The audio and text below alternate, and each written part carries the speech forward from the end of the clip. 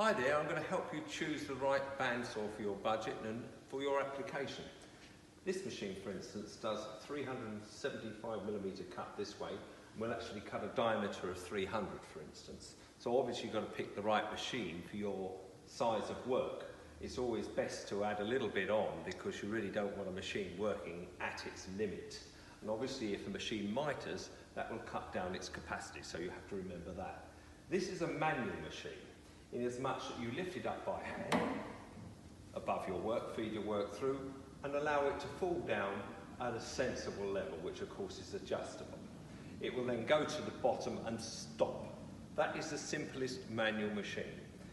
When they come to miter, it's very easy. You usually unclamp them like this, and the bow will swivel round. If you remember, the old machines used to have vices that you had to clamp up, and the work would end up over there somewhere in the gangway where it's most inconvenient. Modern machines swivel on their axis and the work is always orientated in the same direction, so that does help you an awful lot. This machine happens to miter both ways. The vice will slide across to here and you can miter to the left as well as to the right.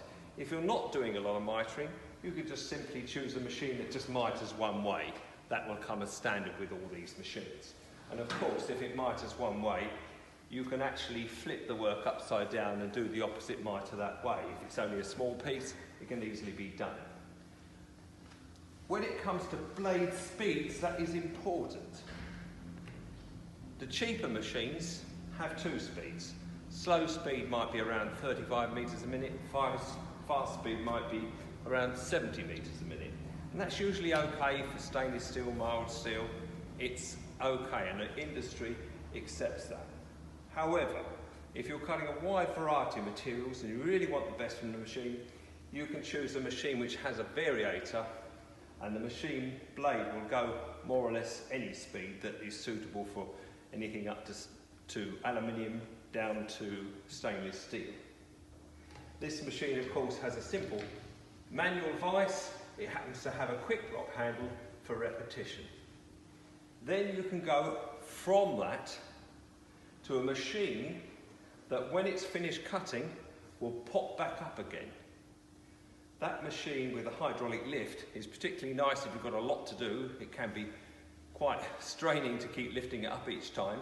I sold one to a customer with a shoulder injury. He was delighted. It did the cut, pops back up. Then you can choose to have the next machine up from that, which will actually clamp hydraulically and unclamp. So you can start the machine, the vice will automatically clamp your workpiece, it will go down and cut the workpiece and then pop back up again, unclamping as it does so.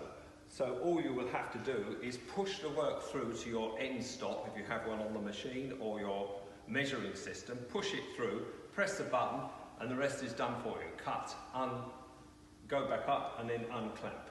Cut, go back up and unclamp. So you're just going like this, pressing the start button and pushing it through. Semi-automatic's a great alternative to a fully automatic machine. Obviously a much lower cost, and also very handy if you're doing very long pieces. It's much easier to push this through to an end stop than it is to wait for an automatic to shunt it through loads of times.